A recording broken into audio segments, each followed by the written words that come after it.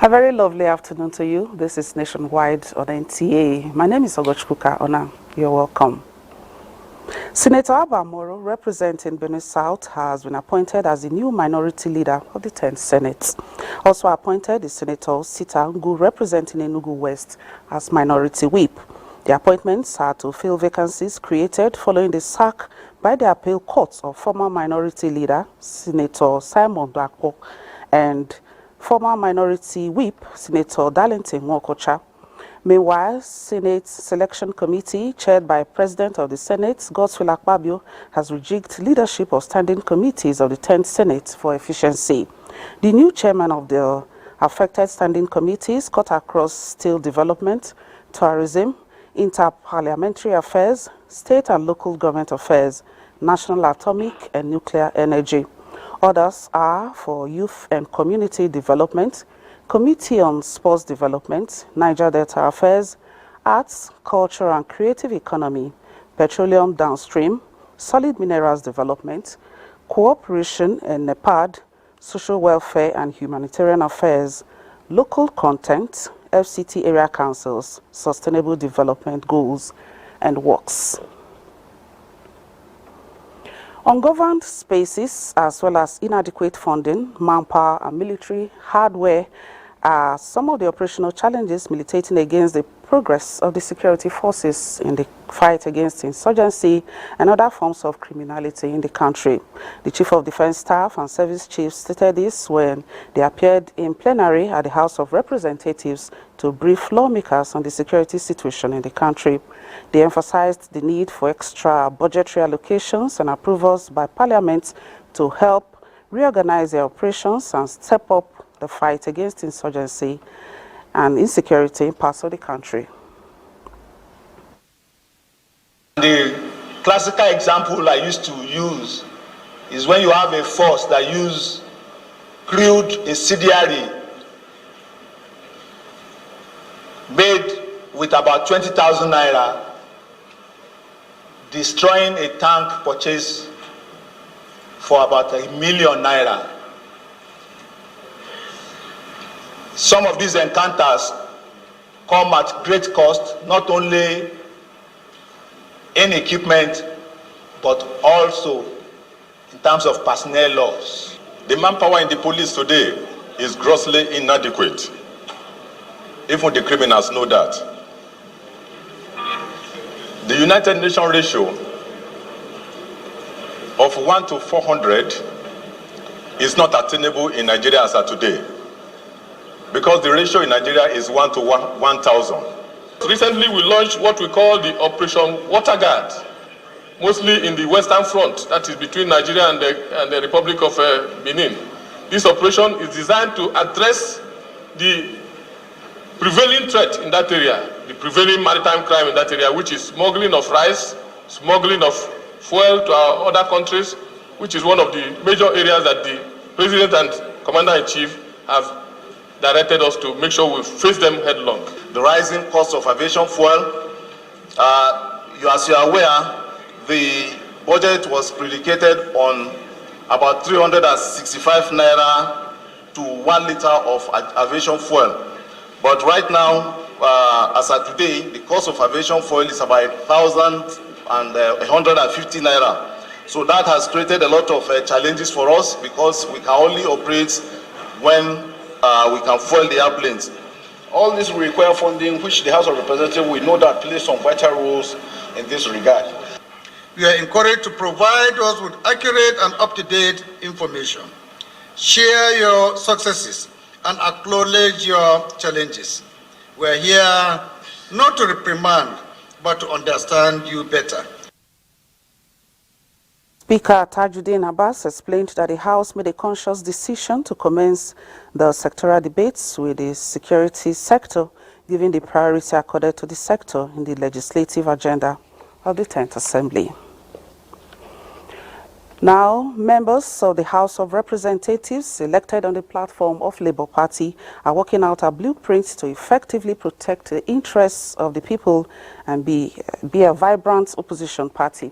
At a meeting with the National Working Committee of the party, the lawmakers promised to remain in opposition for democracy to thrive.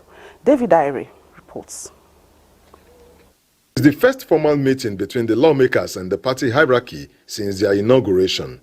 They are assuring the party that, contrary to speculations, none of them will defect to any other party, as an active opposition is needed for the growth of Nigeria's democracy. I was the only Abuja elected member 2003 to 7. The only. And I stayed all through till that 4 years, that they should emulate from that. I know that a lot of expectations are on our lean shoulders from the Nigerian public. Upon resumption in January, the Labour Party caucus in the 10th House of Representatives will roll out its own programs of how to engage in constructive opposition. The party has mandated the lawmakers to constantly be in tune with the masses on whose trust they occupy their present positions. Now that you have become the symbol of the struggle of the Nigerian people and indeed of the party, that indeed the party, the people of Nigeria will be happy that you defend them and be with them at all times. 35 members of the House of Representatives were elected on the platform of Labour Party. But after all the electoral cases at the appeal court, the party lost 3 seats and gained 2 new ones to settle for 34. In Abuja, David Ire, NTA News. An election observer group, Coalition for Democracy and Development in Africa, has presented its report on the November 11, 2023 off-cycle governorship elections in Bayelsa, Imo, and Kogi states. Executive Director of the coalition, Thomas Uza, while presenting the report, commended the professionalism displayed by security agencies.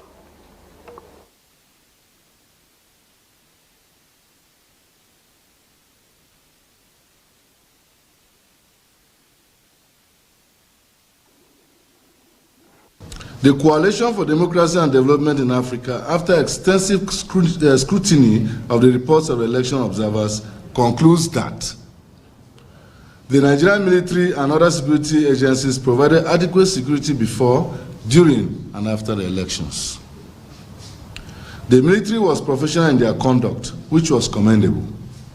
The conduct of the security agencies indicated a commitment to preserving democracy in Nigeria. The Defense Headquarters was also commended in its supervision of the election operations. There were clear-cut communication channels that improved response time to security threats in the states. The Chief of Defense Staff and other heads of security agencies are commended for defending democracy through their actions and inactions that led to the peaceful elections in Kogi, Imo, and Bayelsa states. The hierarchy of the security agencies deploys similar strategies in tackling insecurity in the country. The federal government has reacted to the allegations of the People's Democratic Party and the spokesman of Atiku Abubakar against President Bola Ahmed Tinubu. The statement indicates that the allegations by PDP and its defeated presidential candidate Atiku Abubakar assaulted the integrity of the judiciary and made wild and libelous allegations against President Bola Ahmed Tinubu. In the wake of the poor run of some elected governors of the party at the appeal courts, the PDP and former vice president and his spokesman have become overtly desperate to hang their woes on President Tinubu and the judiciary, an important arm of government in Nigeria. The statement averred that in blaming others, Atiku and his party have failed to demonstrate leadership before going public with their weighty allegations, as President Tinubu is a Democrat to the core who has not interfered with the judgment of the judiciary. Under his watch, the PDP governor in Osun defeated the APC at the Supreme Court, and PDP governor in Bauchi also won his case in the appeal courts, beating the APC. President Tinubu is also not planning to impose a one-party state, as Atiku has serially alleged, and his party and spokesman have now parroted. These allegations, which exist only in the imagination of the PDP and Atiku Abubakar, the statement adds, are deliberately aimed at heating up the polity and causing disenchantment in our country. Nigerians are therefore urged to discountenance the malicious allegations by the PDP and its candidates. The statement asserts that the fact remains that President Tinubu's record as a Democrat par excellence and a strong advocate of the rule of law have been globally acknowledged, unlike Atiku Abubakar, who recently confessed about the electoral heist his party executed in the Southwest in 2003, which Tinubu survived out of the 6 governors of the defunct Alliance for Democracy. His record of service as governor, which witnessed giant strides in various facets of the state, was responsible for the dominance of his political structure in Lagos and not by any undemocratic conduct, as Atiku Abubakar wants the public to believe. And now to other matters now. After months of anticipating potential catastrophic flooding in Kogi State, spurred by predictions from NIMET and the Lagbo Dam water release, the rainy season is nearly over and fears have subsided. Capitalizing on the situation, farmers in the state are now utilizing floodplains for rice and other dry season farming. As the River Niger gradually recedes, offering hope for a flood-free year in Lokoja and other flood-prone local government areas in Kogi State, the prevailing fears and worries are slowly transforming into relief for the residents. The prospect of a flood-free year is crucial, especially considering that many victims of the 2022 flooding are still grappling with their losses. Like my neighbor here, he lost about more than 300,000. These are money he took from National banks and other banks to facilitate his program. Like me, I took almost 3-point-something million naira National bank loan. And yet, when the flood came, we flooded with everything we could not have. Now we normally go and take small cooperative. We'll be hearing here and there that we should move away from the riverine area, that there will be flood this year. To the glory of God, we've not seen any floods. Now, it's time to shift focus to business, particularly for farmers who can capitalize on the dry season. This period provides a prime opportunity for planting and harvesting without the disruptions typically caused by flooding. For rice farmers in Lokoja, it's an optimal moment to harness the abundant opportunities presented by the floodplains during this season. The cultivation cycle spans 4 months from nursery to transplanting and eventual harvest. However, numerous challenges must be overcome before achieving a bountiful harvest. We need help, especially farmers. With the appropriate support from the government, these extensive land areas have the capacity to alleviate Nigeria's reliance on rice import. In Lokoja, Jonathan Omajali, NTA. And Jonathan Omajali is also there live to tell us more on this catastrophic prediction of flooding. Jonathan, did Kogi State experience this flooding? Well, much to the joy and relief of the people, there was no catastrophic flooding. That's not to take away the fact that the people didn't prepare for the eventuality. They prepared, of course. Several of them who were at flood-prone areas had to move away to avoid some of the losses they experienced last year. But of course, there was no catastrophic flooding, just as we experienced last year. Perhaps that's also one of the reasons why I'm also able to stand at this particular location, because if we had what we experienced last year, the whole of this area would have been submerged. Maybe I won't be standing here. As in the floodplains for rice and other dry season farming, how does this work and what are the expected outcomes of this practice?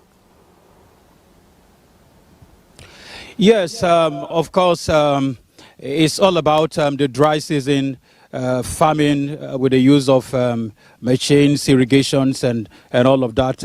When we talk of the floodplain, actually it's about areas that are adjacent the rivers, just like this place behind me. To the right and to the left, there are blades all over, and there are blades of rice that have been planted. That is basically what it's all about. But of course, I have with me here a specialist in irrigation farming, Ahmed Musa, who is going to talk to us. Please come over here.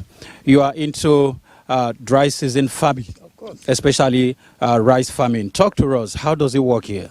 It's a very interesting activities. During the flood period, people move out of the area. But before then, people prepare their lands. I'm expecting that by October, November, the flood will have been resisting. So we now make preparations for rice nurseries, and then you transplant. Most of this dry season cropping is more the prices are higher. You get more of the rice, because you are able to control the water system. The agricultural activities can be properly monitored, and as the end of it, you'll be able to get a very bountiful harvest. Okay. Yeah. I will ask you another question, but let me read something here. There's an Outlook report by the Economic Research Service of the U.S. Department of Agriculture. Nigeria is projected to import 2.1 million metric tons of rice in 2024, which may make the country the top rice buyer globally. Do we have what it takes to produce enough rice for the country?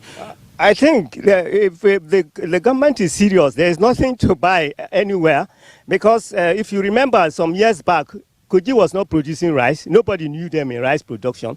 But during the former minister Adesina, when he came in here for his period, we were able to be #1 in rice production, from 0 to #1. The aspect of it, you have a lot of potentials all over the whole country. There is nowhere in this country that we don't have enough. We have a lot of things to do. But if the government comes into it, because personally what is happening now, the government is not really down in the aspect of productions and what have you. Most of the items they give, or sometimes the Spanish they give throughout, or fertilizer and all this, were given to political farmers. But the actual farmers on ground, you can see that the entire area, River Niger, River Benue is here. If you go to Taraba, the same thing. You have a lot of in Kermel-Lamido and other areas. And if you go back to Benue, they are there. If you go to Ebonyi, part of Ebonyi and Anambra, we have a lot of. In fact, this country is. If the government comes into the aids, I don't think we are going to import nothing. All right, thank you. We are really pressed for time. I'm sure we'll take more thoughts from him in subsequent bulletins. But just like he said, there's enormous potential. If you look behind me, you will see a very long stretch of land. Every blade is that of rice. Every bit of it is rice. And of course, with the right support to these farmers, Nigeria has no business importing rice. Thank you very much, Jonathan Omajali, and our guests there. Indeed, Nigeria is blessed with natural resources.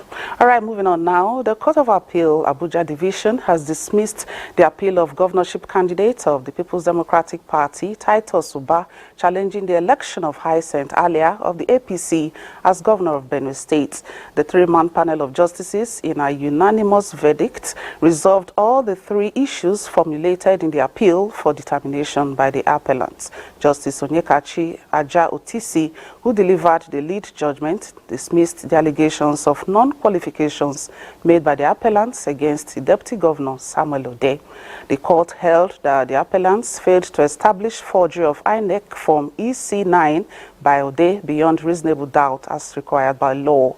Justice Otisi held that the appeal of Uba against the judgment of Benue State Governorship Election Petition Tribunal delivered on September 23 lacked merit and was dismissed. The appellate court subsequently upheld the judgment of the tribunal, which upheld the election of Hyacinth Alia as the duly elected governor of Benue State. The President Court of Appeal, Justice Monica Donga-Mensen, is part of a group advocating proper awareness of laws in the Federal Capital Territory, considering its rapid urban expansion. This, the legal luminaries say, will nip lawlessness in the board and give way to decency in the Federal Capital Territory and the nation as a whole. Olabode Arewa tells us how they are going about it. Its designation as the nation's capital, Abuja has been attracting people of all classes who come to live, work, and do business therein. This has put pressure on its infrastructure and social life, with the resultant infractions being committed by individuals of shady characters also being a common occurrence. This trend has come under the scrutiny of top legal minds. They constitute a great disservice to the people occupying the FCT. The Supreme Court cannot sit or review its own judgment, says the President, Court of Appeal, Justice Monica Donga-Mensen. All persons, institutions, and entities, public and private, including the state itself, are accountable to laws that are publicly promulgated, equally enforced, and independently adjudicated.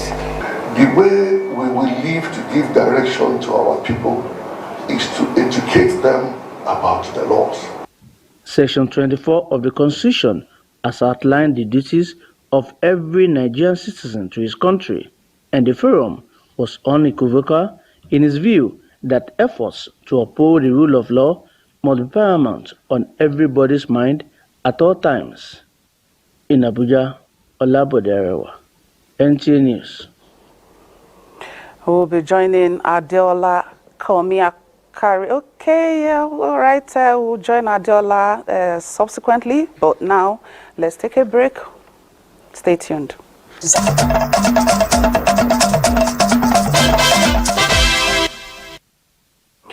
Thank you for staying tuned. I now see we can now join Adeola in Lagos for more reports on Nationwide. Adeola, good evening. It's over to you. Gachukuka. Now, adequate arrangement is already in place for traffic diversion around the closed Adekunle ramp on the 3rd Mainland Bridge, as repair works is progressing in line with the project timeline. Joel Popola reports that road users unanimously agree that 3rd Mainland Bridge is due for comprehensive repair, but wants speedy completion to ease their pains. After a series of palliative repairs on the 3rd Mainland Bridge, a comprehensive repair is a solution to fix the potholes and replace some expansion joints and parapets to give the bridge a brand new look. This necessitated the closure of the Adekunle ramp for commencement of comprehensive repairs. Construction work is being intensified on that section of the bridge, which has been closed to traffic. While many avoid the route, those who have no choice now have to go the extra mile. For you to have access to that area, you have to pass through what's it called, Bangrove, Mojo-Elegba, to able to have access to that area. It's quite very difficult, but I hope maybe in a couple of few months, I think that this should be done. For these commuters, the repair is long overdue, while the envisaged traffic gridlock has been minimal. We have noticed, a little traffic towards the Adekunle axis, but then as of yesterday, there was a little traffic inward this side. But then, I can say for a fact, the traffic is not really as consistent as it used to be. Respondents called for better management of the alternative routes. Federal Controller of Works in charge of Lagos, Olukorede Keisha, says the repair is being done in phases in order not to completely obstruct vehicular movements. We're thinking of starting the main deck by December 1st. That's the thinking now among the stakeholders, so that before Christmas, the contractor will have been done even with a bound, like Shokito Island will have been done with that before Christmas. The comprehensive repair is expected to address most of the teething problems on the 3rd Mainland Bridge. In Lagos, Joel Popola, NTA News. Realizing the dominant role the Nigerian Navy plays in safeguarding the nation's territorial waters beyond the Gulf of Guinea, the Senate Committee on Navy has promised to sustain the momentum with improved budgetary allocation focused on upscaling fleet capacity for increased preference at sea. The chairman of the committee, Benga Daniel, while on oversight visit to the Western Naval Command in Lagos, also said Tongeji Island in Ogun State will soon be occupied by the Navy. With renewed commitment and investment in maritime infrastructure, the Nigerian Navy has spearheaded a process that has changed the fortune of the once troubled water in the Gulf of Guinea. Sustaining the momentum is not just key to economic prosperity, but equally important to safeguarding the maritime ecospace from threats. This the Senate Committee on Navy is aware of, and this visit to the Western Naval Command is to offer legislative support needed to strengthen capacity. Part of what we want to do, talking about budgeting, is to put emphasis on maintenance and repairs of some of these vessels. We are going to push that there is spare part acquisition. The chairman of the committee said areas of infrastructural gap will be addressed, starting with the provision of a jetty at the seaward end of Badagry. When you look at some of what they face, especially with people who are doing illegal bunkering, illegal smuggling, all manner of illicit thing that's going on, without a jetty in Badagry, it's like it's an uphill task. The flag officer commanding Western Naval Command sees the oversight visit as a morale booster for its officers and men. I am more passionate about fighting smuggling across the Nigerian-Benin border, and the promises I got from the Senate Committee will help us to achieve our mandate in that regard, particularly with occupation of Tongeji Island. Inputs and observations from the oversight visit will assist the committee in prioritizing area of needs for the Navy, especially in next year's budgetary provision. In Lagos, Michael Olale, NTA News.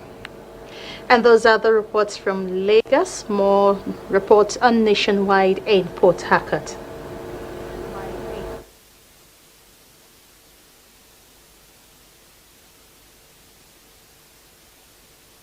State Governor Siminalayi Fubara has charged the new River State Commissioner of Police, Olatunji Disu, to discharge his duties professionally without fear or favor. Governor Fubara gave the charge when CP Disu and his management team visited him at the Government House, Port Harcourt. Osinachi Samuel reports. The new Commissioner of Police, River State Command, CP Olatunji Disu, is in Government House, Port Harcourt on a familiarization visit as part of his deployment schedule. Governor Siminalayi Fubara, while expressing worry over the security situation in the state, charges CP Disu to deploy his wealth of knowledge to address the security challenges in the state to bring about the needed peace and for development to thrive. I want you to be professional. That is the only request I want to make. As a government, we will give you all the necessary support to do your job professionally. I'm saying this because one day you'll be asked to give account of your deed. CP Disu, who is not new in River State, previously served at the State Criminal Investigation and Intelligence Department, River State, promises to raise the bar in crime fighting and stabilize the state for economic prosperity. We will adopt a proactive approach to policing, one that emphasizes intelligence and foresight, enabling us to identify potential threats before they materialize. Through enhanced surveillance, intelligence gathering, and efficient resource allocation, we will strive to stay one step ahead of criminal elements. The new police commissioner, Olatunji, has assured Governor Siminalayi Fubara and the people of River State that he is prepared to ensure that River State is peaceful for development. From Government House, Port Harcourt, Osinachi Samuel, NTA News. As artificial intelligence gains popularity across the globe, experts are urging Nigerians to embrace the technology to enhance operations in different sectors of the economy. Robinson that they got the views of some experts in Port Harcourt on inherent benefits of artificial intelligence and our reports. Artificial intelligence refers to automated systems that perform the task of mimicking human intelligence. Although there are people who still have reservations about the development of artificial intelligence, but experts believe that Nigeria's economy, particularly in healthcare, transportation, and agriculture, can benefit immensely if artificial intelligence is properly developed and domiciled in the above sectors. If you look at the transport system, you can see that even with the traffic lights, you still have a lot of gridlocks and it's not as efficient as it should be.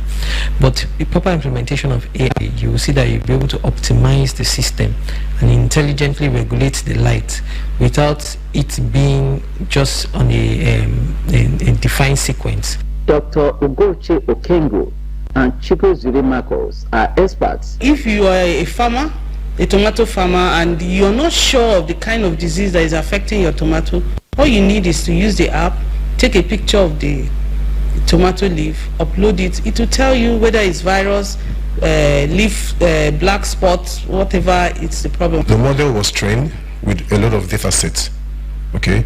And then even maybe when the doctor is not here, let's say the nurses or those who are around can also use the X-ray image, and then the system is going to predict. The fear of artificial intelligence leading to unemployment remain a concern to some Nigerians. While it may be true that AI will replace certain jobs, AI will also create way more jobs than it is displacing. Meanwhile, every sector of the economy is said to be benefiting from artificial intelligence globally, and Nigeria cannot be an exception. In Port Harcourt, Robinson Delateide, NTA News. And that does it from Port Harcourt. Is back to Ogochukuka for the rest of the news. Good evening.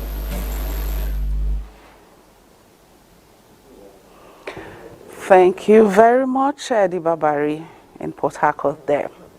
Oyo State has an extensive network of roads connecting the state to other parts of the country, and investing in road infrastructure, among others, enables the state to contribute its quota to the development of the region and the country at large. Kemi Oshin in this report takes a look at the state of this infrastructure and impact on supporting economic growth.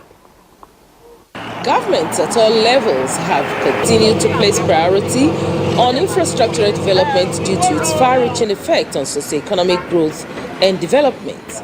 As part of effort to make life better for the people, Oyo State government has a number of ongoing infrastructural projects geared towards economic stability, creating opportunity for investments and beautifying the environment. The projects, which include networks of road constructions, industrial parks development, and modern terminals, among others, are at different stages of completion. Ibadan Circular Project, bridges and interchanges. We are now at the top of the bridge 6 that is connecting between, on the top of the express, Ibadan Ife Road. First layer of asphalt is done 100%. That means anything stone base, earthwork is done. Concrete is done 100%. We already finished everything. Some residents comment on the impact. We no longer have to buy motor spare parts all the time. Even our passengers are happy about the road project. It's making a positive response, and we can see the kind of development that is happening around is really exciting. They, however, observe that infrastructure will produce prosperity for all only when attention is given to sustainability. In Ibadan, Kemi Oshin, NTA News. Kemi, we are not done with you yet, as we link up with you live to speak more on Oyo State Public Works projects towards overall development of the state. We hear that key infrastructure, just as you just said, and public works projects are currently underway across various parts of the state, which are expected to transform the state into a physically functional and economically vibrant one. What more can you tell us about this? Thank you very much. Indeed, it is a network of road network ongoing presently in Oyo State. We have the dualization of Challenge Odono Ilewe Akpata, which is about 11.8 kilometer road that is ongoing and almost near completion. Like you heard earlier, it's even said that by December, hopefully it will be delivered. We also have the dualization of Agodi Gate, Old Ife and Adegbayi Road. These are roads linking Ibadan, not only with other areas within the state, but with states across the region.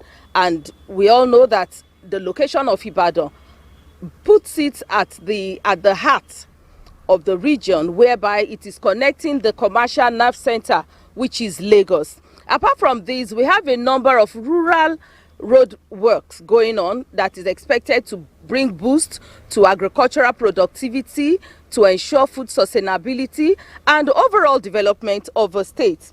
We have the Shaki Ogboro Igboho Road work, which is ongoing with about 45 kilometer road being worked on presently.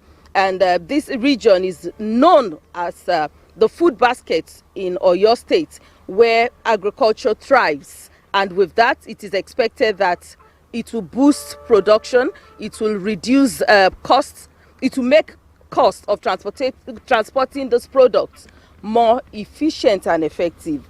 We are presently on the Ibadan Circular Road, which is a project that is one of the main projects, road projects in the region. And with me here is the Oyo State Commissioner for Public Works and Transportation in person of Professor Daoud Shogodoyin. He will be bringing us up to speed on the state of work concerning this road project and some other infrastructural developments ongoing in Oyo State. Sir, you're welcome to Nationwide. Yeah, what can you tell us about these various works ongoing in Oyo State? Let me just give you the historical background. Because His Excellency Engineer Oluseyi Makinde only assumed the governance of Oyo State as the executive governor of Oyo State in May 29, 2019. He did a comprehensive auditing of what we met on ground. The deficiency was too much, because at that time we did the auditing, it was only 33.795 kilometers of road constructed during the last administration for 8 years. And so, using our roadmap for accelerated development between May 29, 2019, and May 29, 2023, we have achieved 144.37 kilometers of road constructed in that 4 years of first term of His Excellency. Now, on Omitu 2.0, so we started working with 18 roads. That's about 345.86 kilometers. And we have completed one of it, which is the Ishayin Oyo road, Ishayin Fashola Oyo road.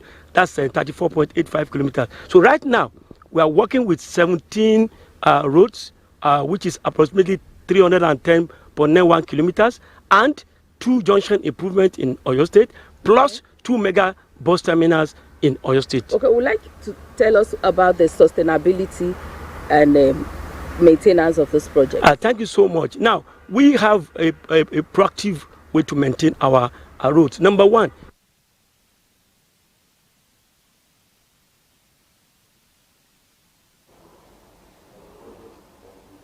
all right, thank you very much there, Kemi. We are particularly glad that these road networks cut across rural areas to boost agriculture.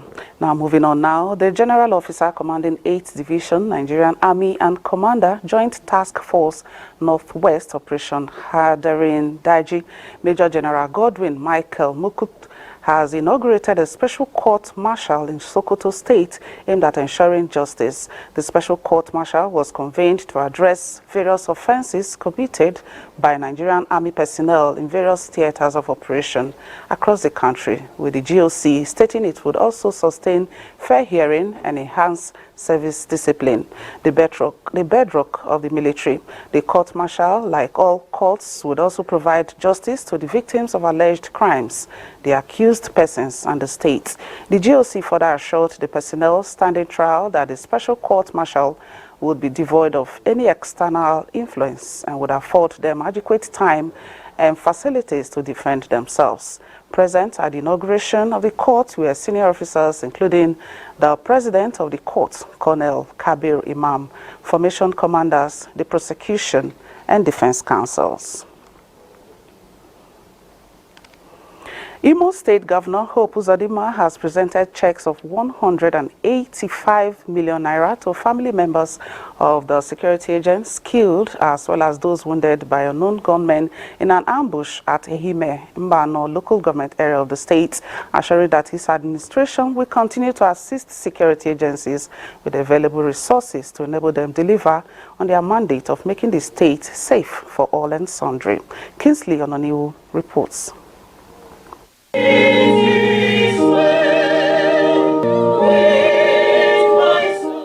It was indeed a solemn moment for both the officials of Imo State government, various security agents in the state, including family members, as they gathered in Owerri to honor members of the state government joint security outfit, Operation Search and Flush, who paid the supreme price when they were ambushed and killed in the line of duty by unknown gunmen on 19th day of September 2023 at the Himembano local government area of the state, including those wounded in the ugly incident.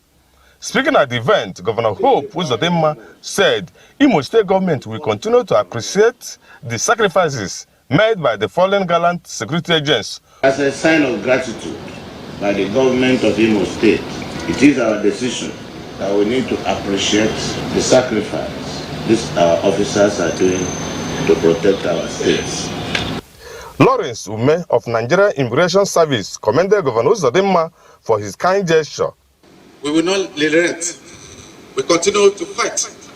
We continue to discharge our duty gallantly. 5 members of the Operation Search and Flush that lost their lives in the unfortunate incident included 2 personnel of National Drug Law Enforcement Agency, while Nigeria Security and Civil Defense Corps, Nigeria Air Force, and Nigeria Police Force lost 1 personnel each. In Owerri, Kingsley Ononiwu, NTA News. The Defense Headquarters has reacted to a false media report alleging that the Chief of Defense Staff, General Christopher Musa, passed away yesterday.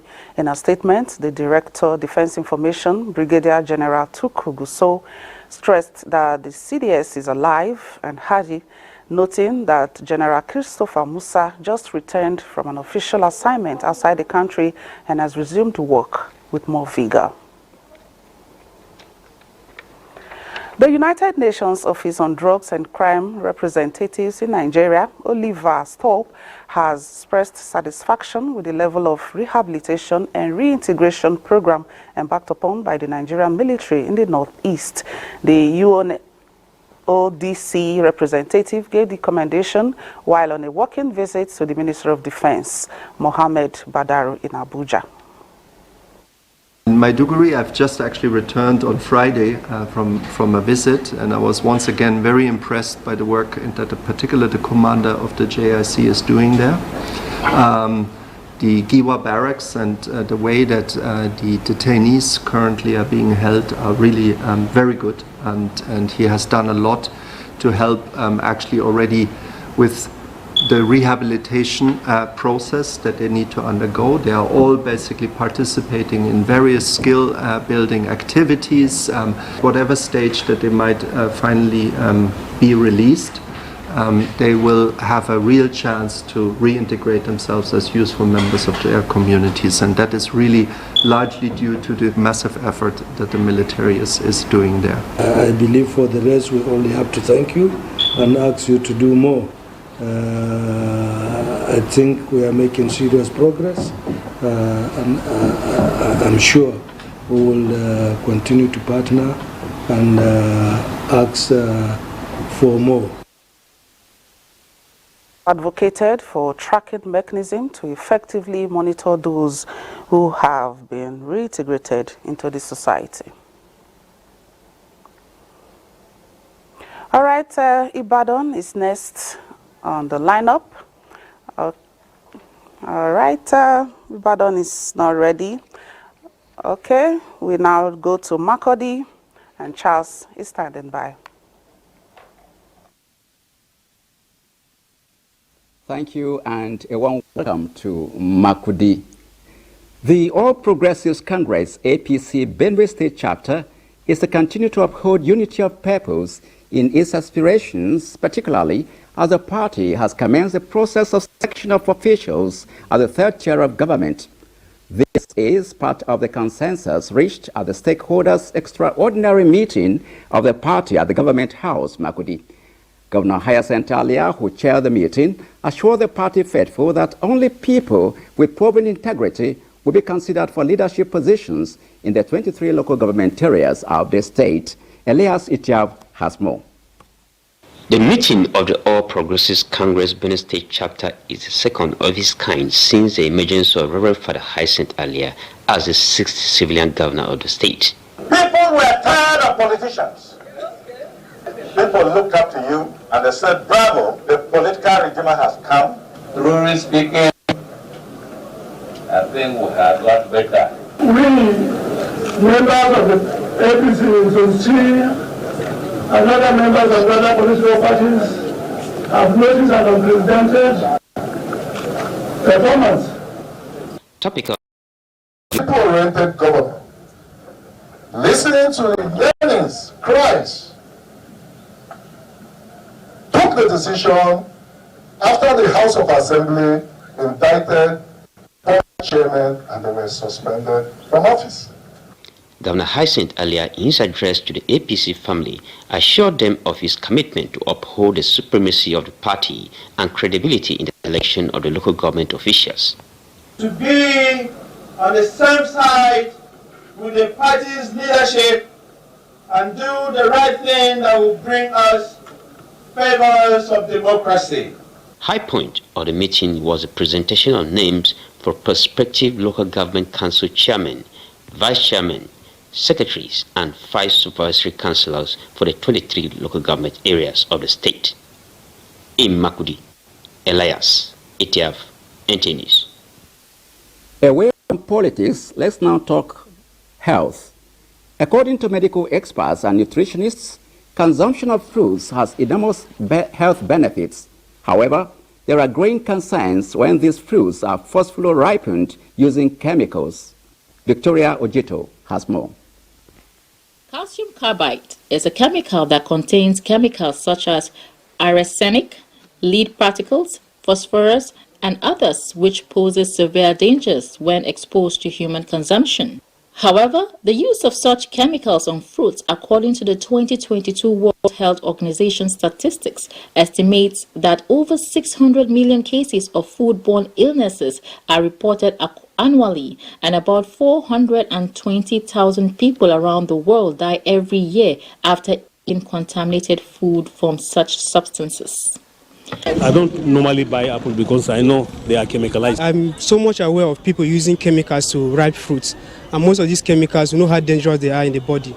Dr. Leonard Omokparola, a director of chemical evaluation and research with the National Agency for Food, Drugs Administration and Control, NAFDAC, warns Nigerians and asks them to desist from consuming them. 2 major contaminants that are inside calcium carbide, and that is phosphorus and arsenic. The 2 of them are very, very hazardous, and they can be cancerous. Both cancer of the lungs, especially when if it is in the form of a gas and you breathe it in, there's going to be cancer of the lung or liver. A fruit seller at the Lafayette Modern Market kicked against the use of harmful chemicals. He said he used plain sack to ripen fruits to make business. Meanwhile, medical expert advocates aggressive sensitization to safeguard the lives of Nigerians. In Lafia, Victoria Kaso-Ojito, NTA News. And that rounds off our contribution from Makudi is back to Ogachukuka in Abuja for the continuation of Nationwide. Thank you very much, Charles. Experience, they say, is the best teacher, especially when young minds are groomed to nurture their ambitions in diverse fields.